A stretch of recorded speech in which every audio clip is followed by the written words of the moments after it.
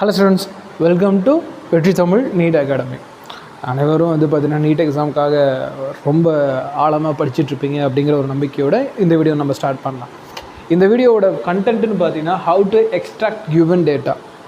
ஃபிசிக்ஸில் நீங்கள் இப்போது ஒரு பேட்ச் முடிச்சிருப்பீங்க, 1 or 2 years ட்ராப் பண்ணியிருப்பீங்க, ஃப்ரெஷராக இருக்கலாம். எல்லா கேட்டகரி மாணவர்களும் பொதுவாக பாதிப்புப்படக்கூடியது ஃபிசிக்ஸ் கொஷின்ஸ் எப்படி போகிறது. ஃபிசிக்ஸில் எனக்கு அந்த கான்ஃபிடென்ட்டே வர மாட்டேங்குது அப்படின்னா, ஃபர்ஸ்ட் ஆஃப் ஆல் ஃபிசிக்ஸுங்கிறது ஃபுல்லாக ஃபார்முலா பேஸ் தான். பட் நிறைய பேர் ட்ரஸ்ட் பண்ண மாட்டாங்க. ஏன்னா நான் ஃபார்முலா படிச்சிட்டேன் சார், இருந்தாலும் என்னால் போட முடியலையே. நான் எல்லா ஃபார்முலா எனக்கு மெமரி இருக்குது சார், நான் போடுறேன் சார், I=mr² சார். பட் ஆனால் சம்முக்கு போகிறப்ப என்னால் போட முடியலையே சார், என்ன ஏன் அப்படிங்கிற ஒரு பெரிய கேள்வி இருக்குது இல்லையா? ஏன்னா கொஷினை உங்களால் புரிஞ்சிக்க முடியல, அதுதான் யதார்த்தமான உண்மை. அப்போ கொஸ்டினை சொல்லி கொடுக்குறதுக்கு பர்டிகுலராக உங்களுக்கு பேசிக்ஸ் யாரும் சொல்லி தரது கிடையாது. அதனால் டேரெக்டாக நீங்கள் சம் பார்க்குறப்ப பயப்படுறீங்க. இந்த வீடியோ முழுக்க 2 வழி மாணவர்கள், தமிழ் வழி மாணவர்களுக்கும் முழுக்க பயனாக இருக்கும். Useful video. இங்கிலீஷ் மீடியம் ஸ்டூடெண்ட்ஸ்னாலும் இது யூஸ்ஃபுல் தான். ஒரு கொஸ்டினை எப்படி ஸ்ப்ளிட் பண்ணி படிக்கிறது அப்படிங்கிறதுக்கு நீங்கள் இந்த லெக்சரில் படிக்க போகிறீங்க. ஃபுல்லாகவே இதில் நான் இங்கிலீஷ் மீடியம் கொஸ்டின் பேப்பர் தான் உங்களுக்கு டிஸ்கஸ் பண்ண போகிறேன். தமிழ் நான் அடுத்து போடுறேன். பட் நீங்கள் கரெக்டாக யோசிச்சிங்கன்னா இங்கிலீஷ் மீடியத்துலேயே கொஷின் என்ன கேட்டிருக்கோம் அப்படின்னு நமக்கு கிவன் டேட்டா கிடச்சிரும். ஸோ இந்த வீடியோ ஃபுல்லாகவே கிவன் டேட்டா. ஃபிசிக்ஸில் ஒரு கொஷினை பார்த்த உடனே நமக்கு தேவையான விஷயம் கிவன் டேட்டா என்ன கேட்டிருக்கான். இந்த 2 விஷயம் தெரிஞ்சாலே போதும், நம்மளால் சம்மை பார்த்திங்கன்னா முழுசாக போட்டுற முடியும். ஓகேவா? சரி, வீடியோ ஆரம்பிக்கலாம். கன்ஃபார்ம் இந்த வீடியோ லென்த்தாக தான் இருக்கும், நான் தொடக்கத்திலே சொல்லிடுறேன். அதனால் பார்த்திங்கன்னா தண்ணி குடிக்கணுனாலும் ஃபேஸ் வாஷ் பண்ணாலும் வீடியோ பாஸ் பண்ணிவிட்டு குடிச்சு வந்துடுங்க. சரி, எப்படி சார் நான் கொஷினில் கூடிய டேட்டாவை எக்ஸ்ட்ராக்ட் பண்ணுறது? நான் இன்றைக்கி உங்களுக்கு பார்த்திங்கன்னா சில வார்த்தைகளுக்கு சொல்லித்தர போகிறேன். அது என்னென்ன வார்த்தைகள் அப்படிங்கிறத மட்டும் இந்த இடத்துல ஒரு சின்ன ப்ரிவியூ மாதிரி பார்த்துடலாம். ஃபஸ்ட்டு பார்த்திங்கன்னா ஈஸுங்கிற வார்த்தையை வச்சு கொஷினை எப்படி அண்டர்ஸ்டாண்ட் பண்ணிக்கிறது, ஈஸுங்கிற வார்த்தை வந்துச்சுன்னா எப்படி புரிஞ்சுக்கிறது. அடுத்தது ஆறுங்கிற வார்த்தை வந்துச்சுன்னா எப்படி நான் கொஷின் பேப்பர் புரிஞ்சுக்கிறது. அடுத்து பார்த்திங்கன்னா ஆஃப்ங்கிற வேர்டு வந்துச்சுன்னா நான் எப்படி புரிஞ்சுக்கிறது. அடுத்து கொஷின் பேப்பரில் வித்துன்னு வந்தால் புரிஞ்சுக்கிறது.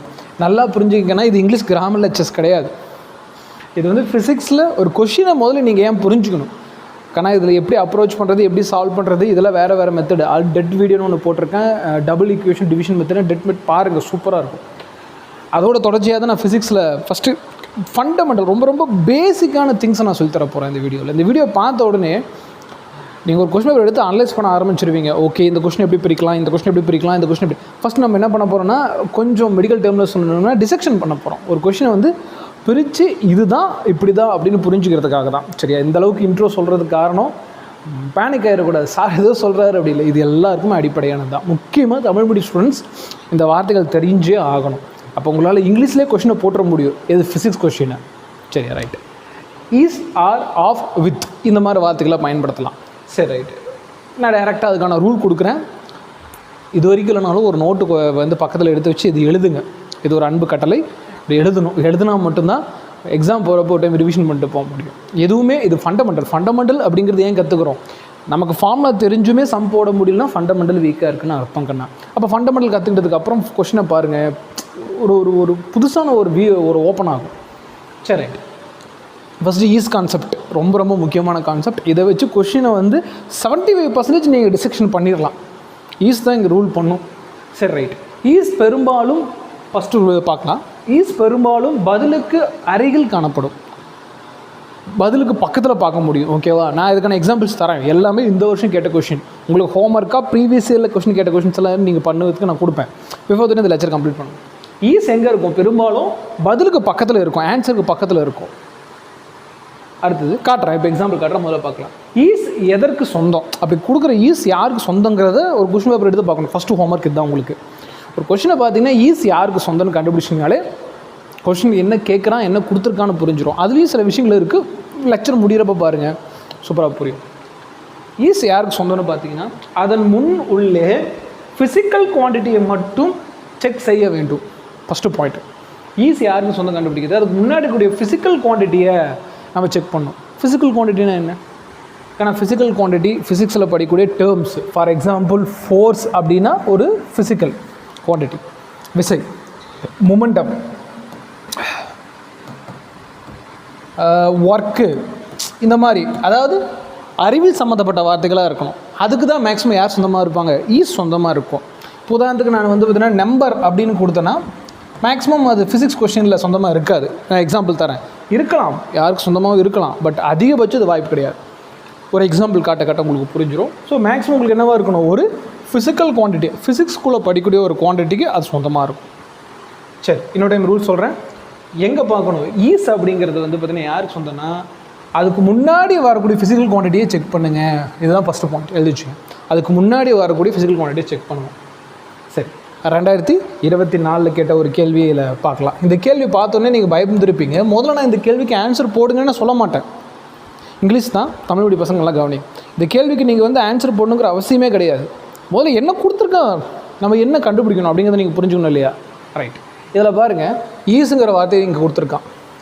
கடைசி டாட் வச்சதுக்கப்புறம் ஈஸ் வருது. The refractive index of the prism. Is அப்படிங்கிறது பதிலுக்கு பக்கத்தில் தான் மேக்ஸிமம் நீங்கள் பார்க்க முடியும்.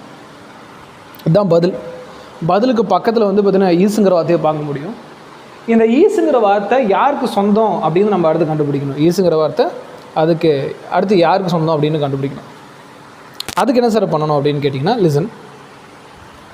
ஈஸுக்கு முன்னாடி வரக்கூடியது ப்ரீசம் அப்படிங்கிறது பொருள், அது ஃபிசிக்கல் குவான்டிட்டி கிடையாது. அதுக்கு முன்னாடி ஒரு ஃபிசிக்கல் குவான்டிட்டி என்னது, ரிஃப்ராக்டிவ் இண்டெக்ஸ். இது ஃபிசிக்ஸில் படிக்கக்கூடிய ஒரு ஃபிசிக்கல் குவான்டிட்டி. அப்போ இந்த ஈஸ் அப்படிங்கிறது ஃபிசிக்கல் ரிஃப்ராக்டிவ் இண்டெக்ஸ். பதிலுக்கு பக்கத்தில் வருதுன்னா இதை தான் பதிலாக கேட்குறாங்கன்னு அர்த்தம். இப்போ ஈஸ் யாருக்கு சொந்தம், பதிலுக்கு பக்கத்தில் வரக்கூடியது ஈஸ். அப்படி ஒரு வந்துச்சுன்னா அதுக்கு முன்னாடி இருக்கக்கூடியது ரிஃப்ராக்டிவ் இண்டெக்ஸ். அப்போ கொஸ்டின் என்ன கேட்டிருக்கான், ரிஃப்ராக்டிவ் இண்டெக்ஸ் தான் கொஸ்டின் கேட்டிருக்கான். அப்படிங்கிறத ஃபஸ்ட்டு நம்ம பிடிக்கணும். சார் ரிஃப்ராக்டிவ் இண்டெக்ஸ்க்கு ஃபார்முலா என்ன, கான்செப்ட் என்ன, அதெல்லாம் அப்புறம். என்ன ஃபஸ்ட்டு கொஸ்டினை கேட்குறான், இதுவே சில பேருக்கு நமக்கு தெரியாது மீன்ஸ் கண்டிப்பாக பிகினருக்கு தெரியாது. ஏன்னா நீட்டு கொஸ்டின்ங்கிறது நீங்கள் நான் எதிர்பார்க்குற டைமில் இருக்காது. இன்னொரு எக்ஸாம்பிள் தரேன். இப்போ இதுவும் 2025 கேட்டது கொஸ்டின் தான். இங்கே பாருங்கள், இந்த இடத்துல ஈஸ் இருக்குது, பதிலுக்கு பக்கத்துலேயே இருக்கும். அதாவது முடிகிறப்போ இந்த ஈஸ் பதில் பக்கத்தில் இருந்துச்சுன்னா இதுக்கு முன்னாடி வர்றது என்னென்னு பாருங்கள். ஈஸ் இதுக்கு முன்னாடி வரக்கூடியது த ரேஷியோ ஆஃப் விஎஸ்விபி. இதுக்கு முன்னாடி கூடியது விஎஸ்விபி. அப்போ என்ன கேட்குறான்னா vs.vp இதுதான் என்னன்னு கேட்குறான். ஃபஸ்ட் கொஸ்டினை அனலைஸ் பண்ணுங்கள், என்ன கேட்டிருக்கான் அப்படிங்கிறத பாருங்கள். அது கேட்டிருக்கிறதுக்கு ஏற்ற மாதிரி ஏதாவது ஒரு டேட்டா கொடுத்துருப்பான், அதை அப்புறம் அனலைஸ் பண்ண சொல்லித்தரேன். முதல்ல வந்து பார்த்திங்கன்னா இந்த ஈஸ் வரக்கூடிய இதை பாருங்கள். Okay, right. அடுத்து இப்போ இதில் பாருங்கள், ஈஸ் முடிகிறப்ப இருக்கா, மேக்ஸிமம் நீங்கள் ஈஸ் வந்து முடிகிறப்ப பார்க்கலாம். ஓகேங்களா, இது அப்படியே தொடர்ந்து வரக்கூடிய கேள்விகள் தான். இதெல்லாம் நீங்கள் எடுத்து சர்ச் பண்ணுங்கள். ஈஸ் கேட்டிருக்கான், அதாவது ஈஸ் 4 சாய்ஸ் இருக்குது பார்த்தீங்களா, இதுதான் ஈஸ், பதிலுக்கு பக்கத்தில் இருக்குது. ஈஸுங்கிறது என்ன, அதுக்கு முன்னாடி கூடிய ஃபிசிக்கல் குவான்டிட்டி பாருங்கள். ஈஸுக்கு முன்னாடி பவர் இல்லையா, instantaneous power. The value of instantaneous பவர்னு கொடுத்துருக்கான். இந்த இன்ஸ்டன்டேனியஸ் பவர் ஈஸ். அப்போ இதுக்கு முன்னாடி கூடிய ஃபிசிக்கல் குவான்டிட்டி தான் இந்த ஈஸுக்கு சொந்தம். இந்த ஈஸுக்கு யார் சொந்தமோ அதை தான் கேள்வியை கேட்டிருக்கான். அப்போ என்ன கேட்டிருக்கான், இன்ஸ்டன்டேனியஸ் பவர் கொஸ்டினில் கேட்டிருக்கான், இதை கண்டுபிடிங்க அப்படின்னு. ஸோ வந்து ஈஸ் நமக்கு என்ன கொடுக்குது அப்படின்னா, ஒரு கொஷனில் என்ன கேட்டிருக்கான் அப்படிங்கிறத வந்து பார்த்திங்கன்னா எப்பயுமே ஈஸ் தான் டிஃபைன் பண்ணும். அடுத்து ஈஸ் என்பது ஒரு ஃபிசிக்கல் குவான்டிட்டிக்கு மட்டுமே குறிக்கும். இந்த இடத்துல இந்த பாயிண்ட் அதை கொஞ்சம் ஸ்ட்ராங்காக மனசில் வச்சுக்கோங்க. இது மாறுபடலாம், ஆனால் ஒரு பிகினருக்கு அது தேவை கிடையாது. ஒரு பிகினர் இதை தான் ஃபஸ்ட்டு பைகாட் பண்ணணும். ஈஸுங்கிற வார்த்தை வந்துச்சுன்னா மேக்ஸிமம் அது எதை குறிக்கும், ஒரு ஃபிசிக்கல் குவான்டிட்டி மட்டும்தான் குறிக்கும் அப்படிங்கிறத நீங்கள் ஞாபகம் வச்சுக்கணும். ஏன்னா இங்கே ஒரு எக்ஸாம்பிள் தரேன் பாருங்கள். ஈஸ் முன்பு 2 ஃபிசிக்கல் குவான்டிட்டி இருப்பின் அதன் அருகில் உள்ள ஃபிசிக்கல் குவான்டிட்டிக்கு அது சமம். என்னதான் சொல்கிறாங்க, ஒருவேளை இதுதான் ஈஸ், இதுக்கு முன்னாடி கூடிய ஃபிசிக்கல் குவான்டிட்டியை சார் பார்க்க சொன்னேன். ஒரு 2 ஃபிசிக்கல் குவான்டிட்டி இருந்துச்சுன்னா இந்த 2 பேர்த்தில் இந்த ஈஸ் யாருக்கு சொந்தம் அப்படிங்கிற ஒரு குழப்பம் வந்துச்சுன்னா அதன் அருகில் உள்ள ஃபிசிக்கல் குவான்டிட்டியை பார்க்கும். அதுக்கு அருகில் கூடிய ஃபிசிக்கல் குவான்டிட்டி இதான் இந்த ஃபிசிக்கல் குவான்டிட்டி. அப்போ இதை தான் வந்து இந்த ஈஸுக்கு சொந்தமாக நம்ம கருதணும். எக்ஸாம்பிள் தரேன், கவனிங்க. பிறகு அதற்கு முன்னே உள்ள ஃபிசிக்கல் குவான்டிட்டிக்கான ஈஸ் பெரும்பாலும் கேள்வியின் இறுதியில் குறிக்கும் அப்படின்னு கொடுக்குறாங்க. அப்படின்னா என்னென்னா, இப்போ ஈஸ்க்கு முன்னாடி 2 ஃபிசிக்கல் குவான்டிட்டி வருது. ஈஸ்க்கு முன்னாடி 2 ஃபிசிக்கல் குவான்டிட்டி, இந்த ஈஸ் வந்து இந்த ஃபிசிக்கல் குவான்டிட்டிக்கு சமம் அப்படின்னா இந்த ஃபிசிக்கல் குவான்டிட்டிக்குன்னு ஒரு ஈஸ் இருக்கும். அந்த ஈஸ் எங்கேமா இருக்கும்னா மேக்ஸிமம் அதுதான் கேள்வியாக இருக்கும். கேள்விக்கு பக்கத்தில் கூட ஈஸ்ன்னு சொன்னல அப்படி இருக்கும். என்ன சார் சொல்கிறீங்க, கேள்விக்கு பக்கத்தில் ஒரு ஈஸ் அதுக்கு முன்னாடி ஒரு ஈஸ், ஆனால் எஸ் கொஷனில் 2 ஈஸ் வரும். எக்ஸாம்பிள் தந்ததுன்னா உங்களுக்கு தெளிவாக புரிஞ்சிடும். ஒரு ஈஸே நமக்கு வந்து பார்த்திங்கன்னா கேள்வியை டிசெக்ஷன் பண்ணுறது ரொம்ப யூஸ்ஃபுல்லாக இருக்கும். இங்கே பாருங்கள், the terminal voltage of the battery whose EMF is 10 volt, internal resistance of 1 ohm when connected through the external resistance of 4 ohm as shown in the figure is. ரெண்டு ஈஸ் இருக்குல்ல, ரைட். இப்போ வந்து பார்த்திங்கன்னா ஈஸுக்கு இந்த ஈஸ் யாருக்கு சொந்தங்கிறத நம்ம கண்டுபிடிக்க தான் முயற்சி பண்ணணும். இதுதான் முதல் கடினமான வேலை. இது கண்டுபிடிச்சினா செம்ம ஈஸி. ஈஸ் அப்படிங்கிறது முன்னாடி கூட ஃபிசிக்கல் குவான்டிட்டியை பாருங்கன்னு சொல்லியிருக்கேன். ஓகேவா? முன்னாடி என்ன இருக்குது? EMF, electromotive force. இது ஒரு ஃபிசிக்கல் குவான்டிட்டி, படிக்க கற்றுக்கலாம். அதுக்கு முன்னாடி இன்னொரு ஃபிசிக்கல் குவான்டிட்டி டெர்மினல் வோல்டேஜ். ரெண்டு ஃபிசிக்கல் குவான்டிட்டி, இது ஒரு ஃபிசிக்கல் குவான்டிட்டி, இது ஒரு ஃபிசிக்கல் குவான்டிட்டி. ரெண்டு ஃபிசிக்கல் குவான்டிட்டி கண்டுபிடி தெரியுது இல்லையா? நான் என்ன சொல்லி கொடுத்துருக்கேன்? ஈஸுக்கு பக்கத்தில் வரக்கூடிய ஃபிசிக்கல் குவான்டிட்டி பெரும்பாலான குவான்டிட்டி இவனுக்கு அது சொந்தம்னு சொல்லியிருக்கேன். ஸோ இது வந்து பார்த்திங்கன்னா மொதல் பாயிண்ட்டு, நல்லா ஞாபகம் வச்சுக்கணும். இது வந்து நமக்கு மொதல் பாயிண்ட்டு, ஃபிசிக்கல் குவான்டிட்டி அந்த ஈஸ் சொந்தம். முன்னாடி ஃபிசிக்கல் குவான்டிட்டி இருக்குது சார், இது எது சார் அப்படின்னா அது இருந்த ஈஸ்க்கு சொந்தம், இது இதுக்கான. அப்போ கொஸ்டின் பேப்பரில் கேட்குறது மேக்ஸிமம் பெரும்பாலும் என்ன சொல்லியிருக்கேன்? இந்த ஈஸ் பதிலுக்கு பக்கத்தில் வந்துச்சுன்னா இதை தான் கேட்குறான். அப்போ இந்த ஈஸ் யாருக்கு சொந்தம்? Terminal voltage. அப்போ கொஸ்டின் பேப்பரில் கேட்குற கொஸ்டின் டெர்மினல் வோல்டேஜ். இதுதான் நிறைய பேர் நினைப்பீங்க சார் இஎம்எஃப் கேட்குறேன், இதில் எது கேட்குறான் அப்படின்னு தெரியாது. லென்த்தான பேட்டர்ன், இந்த லென்த்தான பேட்டர்னில் இந்த ஈஸை வச்சு நம்ம கண்டுபிடிக்கணும். முடிகிறப்ப மேக்ஸிமம் வரக்கூடிய ஈஸ் முன்னாடி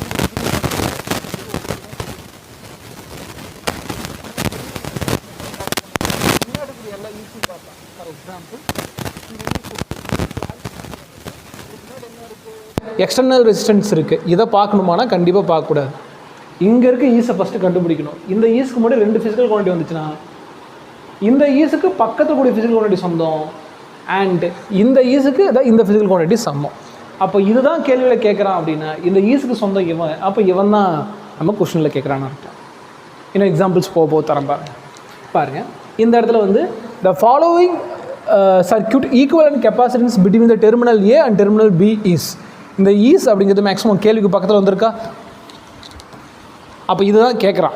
அப்போ இதுக்கு யார் சொந்தம்னு கண்டுபிடிச்சிட்டிங்கனாலே கொஸ்டின் என்ன கேட்கணும்னு புரியும். இதுக்கு முன்னாடி கூட ஃபிசிக்கல் குவான்டிட்டி பாருங்கள், டெர்மினல் கிடையாது, ஈக்குவலன்ட் கெப்பாசிட்டன்ஸ். அப்போ இந்த ஈஸ் யாருக்கு சொந்தம்? ஈக்குவலன்ட் கெப்பாசிட்டன்ஸ் சொந்தம். அப்போ என்ன கேட்குறான்? Equivalent capacitance. நல்லா புரிஞ்சுக்கணும். இந்த கேள்வி வந்து பார்த்திங்கன்னா ஒரு நல்லா படிக்கிற பையன் ஈஸியாக அதை ஐடென்டிஃபை பண்ணுவான். பட் ஆனால் பிகினருக்கு இது கண்டிப்பாக தெரியணும். கொஸ்டினில் என்ன கேட்குறான் அப்படிங்கிறது முதல்ல பிடிக்கணும். அப்புறம் தான் கிவன் டேட்டா அப்படிங்கிற கான்செப்டுக்குள்ளே நம்மளால் போக முடியும். ஸோ கண்டிப்பாக எல்லாத்தையும் இந்த பாயிண்ட் புரியணும். கொஞ்சம் லேட் ஆனாலும் புரிஞ்சுக்க ட்ரை பண்ணுங்கள். என்ன கேட்குறான்? ஈக்குவலன்ட் கெப்பாசிட்டன்ஸ் ஈஸ் கேட்குறான். இல்லை யாரோட ஈக்குவலன்ட் கெப்பாசிட்டன்ஸ் கேட்குறான்? ஏ டெர்மினலுக்கும் பி டெர்மினலுக்கும் நடுவில் இருக்கக்கூடிய டெர்மினல் கேட்குறான். ஸோ அதுதான் பாயிண்ட்டு. அடுத்தது இப்போ ஈஸ் பற்றி இந்த கன்ஜென்டிஸ்லாம் பார்த்துட்டோம்ல. இப்போ ஆறுங்கிற ஒரு கண்டிஷன் பார்க்கலாம். ஆர் வரும் பொழுது அது இரண்டு ஃபிசிக்கல் குவான்டிட்டியை குறிக்கும். ரொம்ப சிம்பிளான ரூல், ஈஸுக்கு வர அதே ரூல் தான். பட் ஆனால் கொஸ்டின் பேப்பரில் ஆர் வந்துச்சுன்னா ரெண்டு ஃபிசிக்கல் குவான்டிட்டியை அது ஒரே டைமில் ரெஃபர் பண்ணும். ரெண்டு ஃபிசிக்கல் குவான்டிட்டியை அது ரெஃபர் பண்ணிச்சு. அந்த இடத்துல நீங்கள் என்ன பயன்படுத்தலாம்? ஆர்கிற வார்த்தையை பயன்படுத்தலாம். Let's see. கவனிங்க, கொஸ்டின் பேப்பர் பாருங்க. இந்த இடத்துல ஆறுங்கிற வார்த்தை இங்கே இருக்குது, கொஸ்டினுக்கு பக்கத்துலேயே இருக்குங்கிறப்போ இந்த ஆறு தான் கேட்குறான். அப்போ இந்த ஆருக்கு யார் சொந்தம் கண்டுபிடிச்சாலும் அவனை தான் கேட்குறாங்கிறது கம்பேர் பண்ணிக்கலாம். இந்த ஆருக்கு முன்னாடி ஒரு ஃபிசிக்கல் குவான்டிட்டி பாருங்கள். அப்படியே வந்தீங்கன்னா அட்டாமிக் நம்பர் ஒரு physical quantity and mass number ஒரு ஃபிசிக்கல் குவான்டிட்டி. அப்போ ரெண்டு விஷயம் இருக்கா? இது ஒரு ஃபிசிக்கல் குவான்டிட்டி, இது ஒரு ஃபிசிக்கல் குவான்டிட்டி. ஆறு வந்துச்சுன்னா ரெண்டு ஃபிசிக்கல் குவான்டிட்டி கம்பேர் பண்ணும். அப்போ இந்த ரெண்டு ஃபிசிக்கல் குவான்டிட்டி இந்த ஆரோட சமம். அப்போ அந்த ஆறு தான் கொஸ்டின் கேட்குறாங்கன்னா இந்த கொஸ்டின் பேப்பரில் இந்த ரெண்டு ஃபிசிக்கல் குவான்டிட்டி தான் கேட்குறான். அப்போ ஒன்று வந்து பார்த்தீங்கன்னா மாஸ் நம்பர் கேட்குறான், இன்னொன்று வந்து அட்டாமிக் நம்பர் கேட்குறான். ஸோ இப்படி தான் வந்து பார்த்திங்கன்னா கொஸ்டினை கம்பேர் பண்ணணும். அடுத்தது இப்போது ஈஸ் ஆர் ரெண்டுமே புரிஞ்சிருக்கும் டைமில் நம்ம அப்படியே ஆஃப் பார்க்கலாம். பிஃபோர் தட் ஒரு சின்னதாக ஒரு ஃபேஸ் வாஷ் பண்ணணும், கொஞ்சம் பிரேக் எடுக்கணும், எடுத்துக்கங்க. என்ன ரீசன்னா ஒரு கண்டினியூ ஸ்ட்ரெச் இருக்கக்கூடாது, ஒரு சின்ன பிரேக் எடுத்துருவாங்க வீடியோ பாஸ் பண்ணிவிட்டு. சரி, இப்போ பார்க்கலாம். ஆஃப் வரும் இடத்தில் அதன் பிறகு வரும் ஃபிசிக்கல் குவான்டிட்டியை கணக்கில் எடுத்துக்கொள்ள வேண்டும். அதுக்கப்புறம் ஒரு ஃபிசிக்கல் குவான்டிட்டி எடுத்துக்கணும். ஈஸும் ஆரும் முன்னாடி வருது, ஆஃப் அதுக்கப்புறம் வருது. இப்போ ஒரு எக்ஸாம்பிளுக்கு நடத்துகிறேன் பாருங்க.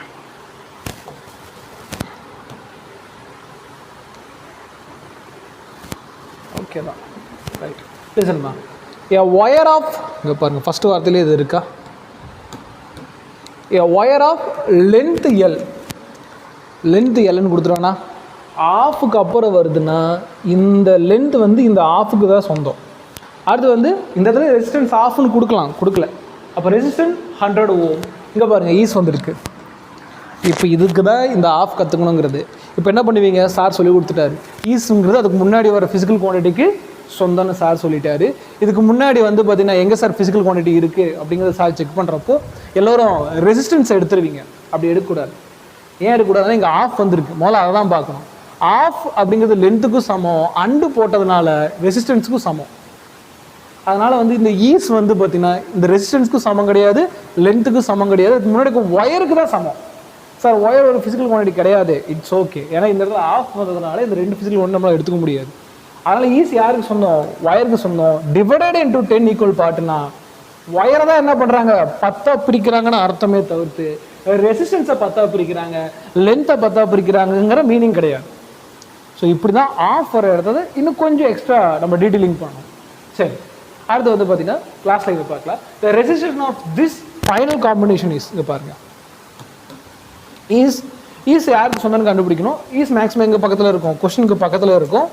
ஈஸ் அண்ட் ஆர் இது ரெண்டுமே வந்து கொஸ்டினுக்கு பக்கத்தில் இருக்கும். இவனை யாருக்கு சொந்தம்னு கண்டுபிடிச்சிட்டிங்கனால என்ன கேள்வி கேட்குறான்னு புரிஞ்சிடும். இதுக்கு முன்னாடி கூட ஃபிசிக்கல் குவான்டிட்டி ஃபைனல் காம்பினேஷனா கிடையாது. ஏன்னு கேட்டிங்கன்னா இந்த இடத்துல பாருங்கள் ஆஃப் வந்துருக்கு. ஆஃபுக்கு தான் இந்த ஃபைனல் காம்பினேஷன் சொந்தம். அப்போ ஈஸ் அதுக்கு முன்னாடி பார்க்கணும். அதுக்கு முன்னாடி என்ன இருக்குது, ரெசிஸ்டன்ஸ்னு சொல்லக்கூடிய ஒரு ஃபிசிக்கல் குவான்டிட்டி இருக்குது. அப்போ என்ன பண்ணிக்கலாம், இதை எடுத்துக்கலாம். அப்போது அவன் கேட்டது ரெசிஸ்டன்ஸ் தான் கேட்டிருக்கான். என்ன ரெசிஸ்டன்ஸ், இந்த ஃபைனல் காம்பினேஷனோட ரெசிஸ்டன்ஸ் தான் கொஸ்டின்.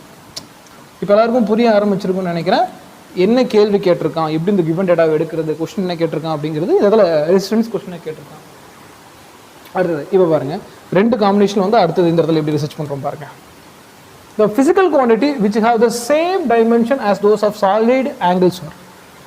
கேள்விகள் தொடர்ந்து போயிட்டே தான் இருக்குது. நம்ம வந்து தோய்வு அடைஞ்சிடவே கூடாது. ஒரு கேள்வியில் என்ன கொடுத்துருங்க அப்படிங்கிறது இதுக்கு ஆன்சர்லாம் சார் சொல்லித்தரல. முதல்ல இது ஒரு ஃபண்டமெண்டல்லாம் இப்படி தான் இருக்கும். கொஞ்சம் நம்ம லேர்ன் பண்ணிகிட்டே இருக்கணும். நல்ல ஒரு பெட்டர் அண்டர்ஸ்டாண்டிங் வேணும். இந்த வீடியோ 2 டைம் கூட போட்டு பாருங்கள். ஆனால் கிவ் அப் மட்டும் பண்ணிடக்கூடாது. கிவ் அப் பண்ணுறது எல்லாத்தோட இயல்பு. நீங்கள் கிவ் அப் பண்ணாமல் ஃபைட் பண்ணுறவங்களுக்கு இதோட ஒரு அற்புதமான ஒரு விஷயம் புரியும். இதெல்லாம் ஒரு 100 பாயிண்ட் சொல்லி கொடுத்துருப்பேன். அதில் ஒரு 10 பாயிண்ட் புரிஞ்சாலும் எனக்கு ஓகே தான். ஏன்னா அடுத்ததில் அது உங்களுக்கு இன்னும் கொஞ்சம் எக்ஸ்ட்ரா உங்களோட ப்ராப்ளம் சால்விங் ஸ்கில்லை பூஸ்ட் பண்ணி வரும். சரி, ரைட். அதுக்கப்புறம் ஹோம்ஒர்க்கு இதே மாதிரி வந்து பார்த்திங்கன்னா நான் டெலிகிராம் சேனல் நிறைய கொஷின்ஸ் போடுறேன். அதில் வந்து பார்த்திங்கன்னா எது கேட்டிருக்கான் அப்படிங்கிறத நீங்கள் டிஸ்கஸ் பண்ணி எனக்கு சொல்லுங்கள் பார்ப்போம். ஏன்னா ரொம்ப ரொம்ப முக்கியம். இது நான் பிகினருக்காக மட்டும்தான் ரெடி பண்ணுறேன். ஆல்ரெடி நல்ல ஃப்ளோவில் இருக்க ஸ்டூடெண்ட்ஸ்க்கு இது ஒரு பாயிண்டாகவே இருக்காது. ஆனால் நீங்கள் ஒரு ஃப்ளோவில் போகணும் அப்படின்னா இந்த பாயிண்ட்ஸ் தெரிஞ்சுக்கணும், முக்கியமாக தமிழ் வழி மாணவர்களுக்கு. சரி, இப்போ இங்கே பார்க்கலாம். The quantity which have the same dimension as those of solid angle R. இங்க பாருங்க, R கொடுத்துருக்கான். R பொதுவாக என்ன பண்ணும், ரெண்டு ஃபிசிக்கல் குவான்டிட்டியை கம்பேர் பண்ணும்.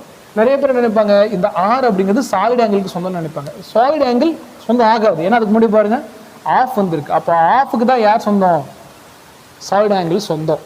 அப்போ இந்த R இதுக்கு முன்னாடி என்னன்னு பாருங்க, சேம் டைமென்ஷன் கிடையாது. அதுக்கு அப்படியே முன்னாடி வந்தீங்கன்னா இந்த குவான்டிட்டிஸ் இந்த இடத்துல ப்ளூரல் ஃபார்ம் வந்திருக்கா. ப்ளூரல்னா ஒன்றுக்கும் மேற்பட்ட. அப்போ என்ன குறிக்குது, அவன் குவான்டிட்டி தான் கேட்குறான். யாரோட குவான்டிட்டிக்காக கேட்குறான், யாரோட குவான்டிட்டி சாலிட் ஆங்கிள் குவான்டிட்டியோட எனக்கு ஈக்குவலாக இருக்குமோ அதை கேட்குறான். அப்போ அது ப்ராப்ளம் இல்லை.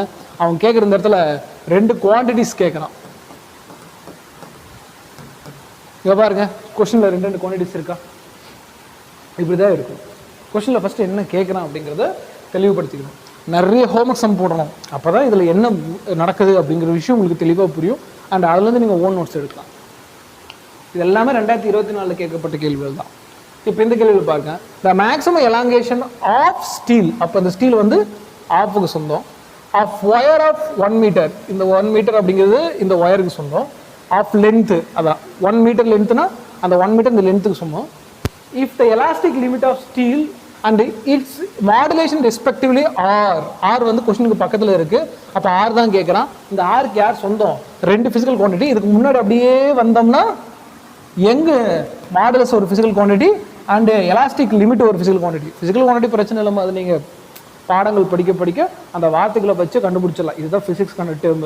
இப்போ எங்கே modulus, elastic limit, refractive index, kinetic energy, potential energy, இந்த மாதிரி வார்த்தைகள்.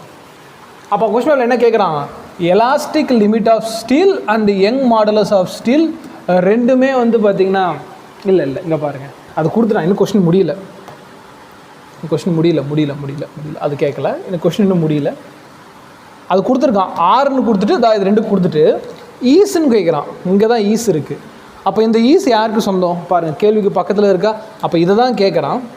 ஏன்னா ஆறுக்கு அப்புறம் ஒரு ஈஸ் வந்துருக்கு. அப்போ இதுக்கு முன்னாடி கூட ஃபிசிக்கல் குவான்டிட்டி பார்த்திங்கன்னா இந்த ரெண்டு பேர். ஆனால் இது யார் சொந்தமாகுது, ஆறு வந்ததுனால இது ரெண்டு யார் சொந்தம் கொண்டாடுது, யங் மாடலஸும் அண்டு எலாஸ்டிக் லிமிட்டும் இதுக்கு சொந்தமாகிடுது. அப்போ ஈஸ் இதுக்கும் கொஞ்சம் முன்னாடி அப்படியே போனீங்கன்னா ஃபஸ்ட்டு இருக்கக்கூடிய இந்த இடத்துல பாருங்கள், இந்த மேக்ஸிமம் எலாங்கேஷன் இந்த இடத்துல ஒரு ஃபிசிக்கல் குவான்டிட்டி அப்படியே அனாதே நிற்குது. கேட்கலாம் சார் இதுதானே, இங்கே பாருங்கள் ஆஃப் வந்த உடனே இது ஃபுல்லாகவே கவர் பண்ணி எடுத்துக்குது. ஆர் வந்ததுனால இது ரெண்டு அதை எடுத்துக்குது. அப்போ அனாதையாக நிற்கிறது மேக்ஸிமம் எலாங்கேஷன். அப்போ கொஸ்டின் பேப்பரில் என்ன கேட்குறான், மேக்ஸிமம் எலாங்கேஷன் கேட்குறான். தமிழ் இது அழகாக மொழிபெயர்த்துக்கலாம், அது வேறு விஷயம். அதை அடுத்த வீடியோவில் நான் கிரியேட் பண்ணி தரேன். முதல்ல வந்து பார்த்திங்கன்னா இந்த ஈஸ் யாருக்கு சொந்தம், மேக்ஸிமம் எலாங்கேஷனுக்கு. இங்கிலீஷில் இந்த வார்த்தை என்ன பார்த்தீங்கன்னா கடைசியாக ஈஸ் வருதுன்னா அதுக்கு முன்னாடி தான் கொடுத்துக்கணும்னு அவசியம் இல்லை. ஃபஸ்ட்டில் மேக்ஸிமம் இருக்கும், பக்கத்துலேயும் இருக்கும், பிரச்சனை இல்லை. ஆனால் இங்கே பக்கத்தில் ஏதாவது இருக்கான்னா ஆறு வந்ததுனால இது ரெண்டு அதை எடுத்துக்குது. அப்போ ஈஸ் வேறு வழியே இல்லை, ஃபஸ்ட்டில் கொடுத்து தான் சொந்தம். இதே மாதிரி ரெண்டு கேள்வி நீங்கள் பார்த்துட்டீங்க. அப்போ இந்த இடத்துல கேட்கக்கூடியது வந்து பார்த்திங்கன்னா என்ன கேட்டிருக்கான், மேக்ஸிமம் எலாங்கேஷன் கேட்டிருக்கான். அடுத்தது லாஸ்ட் ஒரே ஒரு டெர்மினல் மட்டும் நம்ம இதில் நடத்திடலாம். வித் எனும் வார்த்தை கேள்வியில் இரண்டு சுச்சுவேஷன்களை இணைக்க பயன்படுகிறது. இதை மட்டும் நம்ம பார்க்கணும். இன்னும் நிறைய வார்த்தைகள் இருக்குது, பட் இதை நம்ம கொஞ்சம் தெளிவாக பார்த்துடலாம். வித்துங்கிற வார்த்தை வந்துச்சுன்னா முன்னாடி ஒரு சுச்சுவேஷன் இருக்கும், பின்னாடி சுச்சுவேஷன் இருக்கும், ரெண்டுக்கும் இணைப்பு பாலம் மாதிரி. இது ஒரு எக்ஸாம்பிள் சொல்லித்தரேன் பாருங்களேன். கவனிங்க. In vernier calliper division of vernier scale coincident with N division of main scale. ரெண்டு சுச்சுவேஷன் இங்கே பாருங்கள். இது வித்து இருக்கா, வித்துக்கு முன்னாடி என்ன இருக்குது பாருங்கள், டிவிஷன் ஆஃப் வெர்னியர் ஸ்கேல், வித்துக்கு அப்புறம் என் டிவிஷன் ஆஃப் மெயின் ஸ்கேல். அப்போ இது ரெண்டுமே வந்து பார்த்திங்கன்னா கோயின்சைட் ஆகுது. அப்போ இந்த ரெண்டு ஈவெண்ட்டும் மெர்ஜ் ஆகக்கூடிய ஒரு விஷயத்தை தான் வித்துங்கிற வார்த்தை எப்பயுமே குறிக்கும். இதுலேயும் பாருங்கள் ஈஸ் வந்திருக்கு. ஈஸ்க்கு முன்னாடி கூடிய ஃபிசிக்கல் குவான்டிட்டி பாருங்கள், அப்படியே தேடிட்டே வந்தீங்கன்னா வெர்னியர் கான்ஸ்டன்ட். அப்போ கொஸ்டின் பேப்பரில் கேட்குறது வெர்னியர் கான்ஸ்டன்ட் கேட்குறான்னு அர்த்தம். அப்போ நம்ம அது கண்டுபிடிக்கிறதுக்கு முயற்சி செய்யணும். அடுத்தது இதில் பாருங்கள், இதில் ஈஸ் வந்திருக்கு. நான் என்ன சொல்லியிருக்கேன், ஈஸ்க்கு முன்னாடி கூட ஃபிசிக்கல் குவான்டிட்டி பாருங்கள், அப்படியே தேடிட்டே வந்தீங்கன்னா 2 points difference between potential difference. அப்போ கொஸ்டின் பேப்பரில் கேட்டது it's a potential difference. V கேட்குறான். எதுக்கு நடுவில்னு கேட்டிங்கன்னா சிக்கும் பிக்கும் நடுவில் கேட்குறான். ஸோ இதுதான் பாயிண்ட். இப்படி தான் வந்து பார்த்தீங்கன்னா கொஸ்டின் பேப்பரில் என்ன கேட்டிருக்கான் அப்படிங்கிறது கண்டுபிடிக்கிறதுக்கு இந்த ஈஸ், ஆர், வித், ஆஃப் அப்படிங்கிற வார்த்தைகள் நமக்கு ரொம்ப அதிகமாக பயன்படுது. இந்த இடத்துல இங்கே ஒரு ஈஸ் இருக்குது. இது ஏன் சார் எடுத்துக்க மாட்டிங்கன்னா இந்த இடத்துல டாட் அடிச்சிருக்காங்க, அதனால் மறந்துடாதீங்க. டாட் வச்சாலே அந்த லைன் அதோட கட் ஆகிடுச்சுன்னு அர்த்தம். இதுக்கப்புறம் வர்றது இதில் பாருங்களேன், டாட் அடிச்சிருக்காது. இதில் பாருங்கள் டாட் அடிச்சிருக்காது. அப்படியே தொடர்ந்து எல்லா வார்த்தைகளும் இருக்கும். அதனால இந்த ஈஸ் வந்து யாருக்கு மேக்ஸிமம் சொந்தமாகுது, இவனுக்கு சொந்தமாகும். டாட் அடிச்சிருந்தா அப்படியே கட் பண்ணிட வேண்டியதுதான். இங்கே டாட் அடிச்சிருப்பான். இந்த ஈஸ் யாருக்கு சொந்தம், இதுக்கு முன்னாடி வரக்கூடிய தின் ஸ்பெரிக்கல் ஷெல்லுக்கு சொந்தமானது. சார் இது ஃபிசிக்கல் குவான்டிட்டி கிடையாது சார்னா கிடையாது. கண்டிப்பாக இது ஒரு பொருள் தான், ஃபிசிக்கல் குவான்டிட்டிலாம் கிடையாது. அப்போ ஏன் இதை குறிக்குது அப்படின்னா, மறுபடியும் சொல்கிறோமா, நான் ஒன்றும் கிராமர் கிளாஸ் எடுக்கலை, நம்ம கிராமர் கிளாஸ் எடுக்கவே இல்லை. இந்த இடத்துல நான் சொல்கிறது ஈஸ் அப்படிங்கிறது யாருக்கு சொந்தம், அது எப்படி வந்து ஃபிசிக்கல் குவான்டிட்டி கம்பேர் பண்ணுறது மட்டும் தான் சொல்லி கொடுத்துட்ருக்கேன். அடுத்து இங்கே பாருங்கள், இந்த இடத்துலையும் the graph show between of the its kinetic energy is. இங்கே பாருங்கள், இங்கே ஈஸ் கேட்டிருக்கான். அப்போ கேள்வி என்ன கேட்டிருக்கான், எல்லோரும் அதுக்கு முன்னாடி கூட கைனடிக் எனர்ஜின்னு நினைப்பாங்க. No, never. இதுக்கு முன்னாடி என்ன வருது, of 1/2 square and it's kinetic energy E அப்படின்னா இந்த ஆஃபுக்கு தான் இந்த 1/2 ஸ்கொயர் அண்டு போட்டதுனால இந்த கைனடிக் எனர்ஜி இது எல்லாமே சேர்ந்து யாருக்கு சொந்தம், ஆஃபுக்கு சொந்தம். அப்போது கொஸ்டின் பேப்பரில் கேட்டது கைனடிக் எனர்ஜி கிடையாது, 1/2 லாம்டா ஸ்கொயர் கிடையாது. அதுக்கு முன்னாடி என்ன இருக்குது பாருங்கள், த வேரியேஷன் ஷோ த கிராஃப். இது கிராஃபுக்கு சொந்தம். அப்போ கொஸ்டின் பேப்பரில் கிராஃப் கேட்டிருக்கான். அப்போ கிராஃப் தானே சாய்ஸில் இருக்கணும். ஓகேவா? ஸோ இவ்வளோ தான். இந்த மாதிரி தான் வந்து பார்த்திங்கன்னா ஒரு பேப்பரை நீங்கள் ரிசர்ச் பண்ணுறீங்கன்னா ரொம்ப ரொம்ப ரொம்ப ரொம்ப அண்டர்ஸ்டாண்டபிளாக இருக்கும் ஒரு வார்த்தையை கரெக்டாக பயன்படுத்துறது. ஓகேங்களா? ஸோ இந்த இடத்துல வந்து பார்த்திங்கன்னா நம்ம ஸ்டூடெண்ட்ஸ் கொஞ்சம் வார்த்தை தரலாம். இது 2024 கேட்ட கேள்வி. இதில் எல்லாமே நீங்கள் ஈஸ் எங்கே இருக்குதுன்னு தேடுங்க, ஆர் எங்கே இருக்குதுன்னு தேடுங்க. அங்கே பாருங்கள், இந்த இடத்துல ஆர் வந்திருக்கா, ஆர் யாருக்கு சொன்னோம், அதுக்கு முன்னாடி ஒரு ஃபிசிக்கல் குவான்டிட்டி. இங்கே என்ன வந்திருக்கு, டைம் பீரியட் ஆஃப் பெண்டுலம், அதுக்கு முன்னாடி வந்து ஆம்ப்ளிடியூட். அப்போ ஆம்ப்ளிடியூட் டைம் பீரியட் தான் கொஸ்டின் பேப்பரில் கேட்டிருக்கான், 1 மீட்டர் 2 செகண்ட். கொஸ்டின் பேப்பரில் என்ன கேட்டிருக்கா அப்படிங்கிறத தெளிவாக புரிஞ்சுக்கணும். அதுக்கப்புறம் தான் வந்து பார்த்திங்கன்னா நம்ம சம்ம வந்து ஸ்டெப் பை ஸ்டெப்பை சால்வ் பண்ண முடியும். ஒன்ஸ் நம்ம கொஸ்டின் பேப்பருக்கு என்னென்னு பிடிச்சிட்டாலே பிலீவ் மீ, அதுக்கப்புறம் நம்ம டிஇடி மெத்தட் யூஸ் பண்ணிக்கலாம், and direct formula method use பண்ணிக்கலாம், வாட் எவர் யூஸ் பண்ணிக்கலாம். யூஸ் பண்ணி நம்ம சம்ம அடுத்த கட்டத்துக்கு சால்வ் பண்ண முயற்சி பண்ணணும். சரியா? ரைட். இதே மாதிரி தான் வந்து பார்த்தீங்கன்னா நீங்கள் தமிழ்லேயே என்ன பண்ணணும், சில வார்த்தைகள் இருக்குது, முறையே, அதன் அளவு, என்பது, இப்படி மாதிரி நிறைய கேள்விகள் வந்து பார்த்திங்கன்னா தமிழ்லேயும் நம்ம கேட்பாங்க. பட் பிஃபோர் தட் இந்த இங்கிலீஷ் வந்து பார்த்திங்கன்னா பேசிக் டேர்ம்ஸ் உங்களுக்கு வந்து பார்த்திங்கன்னா எந்த மாதிரி இருக்குன்னு ஒரு ஹோம்ஒர்க் தரேன். இது வந்து பார்த்திங்கன்னா தமிழ் மீடியம் ஸ்டூடெண்ட்ஸ் கட்டாயமாக பண்ணுங்கள். இங்கிலீஷ் மீடியம் ஸ்டூடெண்ட்ஸ்க்கு இது மேக்ஸிமம் பழகிருக்கும். ஏன்னா நீங்கள் 6வது 12வது வரைக்கும் இங்கிலீஷ் மீடியம் பழகினதுனால இந்த மாதிரி கேள்விகள் பார்த்து உங்களுக்கு அழகாக அண்டர்ஸ்டாண்ட் ஆகும். பட் இங்கிலீஷ் மீடியம் ஸ்டூடெண்ட்ஸ் இந்த மாதிரி வார்த்தைகளை கொஞ்சம் ப்ராக்டிஸ் பண்ணுங்கள். சார் எனக்கு ஃபிசிக்ஸ் சுத்தமாக வரல சார்னு சொல்கிற குழந்தைங்களும் இதை வந்து தாராளமாக ப்ராக்டிஸ் பண்ணுங்கள். உங்களுக்கு எண்ட் ஆஃப் த டே ஒரு பியூட்டிஃபுல்லான ஒரு டெப்த்தான ஒரு பாயிண்ட் வந்து அண்டர்ஸ்டாண்ட் ஆகும் அப்படின்னு சொல்லிட்டு இது ஒரு ஃபவுண்டேஷன் கிளாஸாக மட்டும் தான் எடுத்துக்கணும். ஓகேங்களா? இதை வச்சு நம்ம சால்வ் பண்ண முடியுமானா, ஃபஸ்ட் ஃபவுண்டேஷன் தெரியாமல் சால்வ் பண்ண முடியாது. நான் வீடியோ ஸ்டார்டிங்கில் சொல்லிட்டேன். இது ஒரு ஃபவுண்டேஷன் ஆர் ஃபண்டமெண்டல் கிளாஸாக மட்டும் தான் நீங்கள் கன்சிடர் பண்ணிக்கணும். ரைட்டா? இதுக்கப்புறம் வந்து தமிழ்லேயும் இந்த மாதிரி வார்த்தைகள் வரப்போ எப்படி அதை அண்டர்ஸ்டாண்ட் பண்ணிக்கிறது அப்படிங்கிறது வந்து பார்த்திங்கன்னா இன்னொரு வீடியோ க்ரியேட் பண்ணுறேன். இந்த மாதிரி பேசிக்கான ஃபண்டமெண்டல் வீடியோஸ் வேணும் அப்படின்னா வந்து பார்த்திங்கன்னா மறக்காமல் எனக்கு கமெண்ட் பண்ணுங்கள். அதே மாதிரி நம்ம சேனல் சப்ஸ்கிரைப் பண்ணி ஃபாலோ பண்ணிக்கோங்க. இதே மாதிரி இன்னும் நிறைய வீடியோக்களில் பார்க்கலாம். இதே மெத்தடையும் அண்ட் டிடி மெத்தடுக்கு நிறைய கொஷின்ஸ் நான் உங்களுக்கு வந்து டெலிகிராமில் போஸ்ட் பண்ணுறேன். ப்ராக்டிஸ் பண்ணி சொல்லுங்கள். முதல்ல ஹோம்ஒர்க் பண்ணுங்கள். ஹோம்ஒர்க் பண்ணதுக்கப்புறம் இம்ப்ரூவ்மெண்ட் இல்லை அப்படின்னா நீங்கள் தாராளமாக நம்ம சேனல் அன்சப்ஸ்கிரைப் பண்ணிட்டு போயிட்டே இருக்கலாம். கண்டிப்பாக இதெல்லாம் வந்து பார்த்திங்கன்னா உங்களோட ஃபிசிக்ஸோட ஸ்கில்ஸை அடுத்த லெவலுக்கு கொண்டு போய் கொஞ்சம் கொஞ்சமாக சேர்க்கும். ஸோ ஒரு கேள்வி கொடுக்குறப்ப இந்த மாதிரி பிரித்து ஸ்டடி பண்ணி என்ன கொஸ்டின் பேப்பரில் கேட்டிருக்கா அப்படிங்கிறத கண்டுபிடிக்க முயற்சி சொல்லிட்டு இந்த வீடியோ நான் கன்க்ளூட் பண்ணிக்கிறேன். இதே மாதிரி இன்னொரு வீடியோவில் மீட் பண்ணிக்கலாம். தேங்க்யூ ஃபார் வாட்சிங்.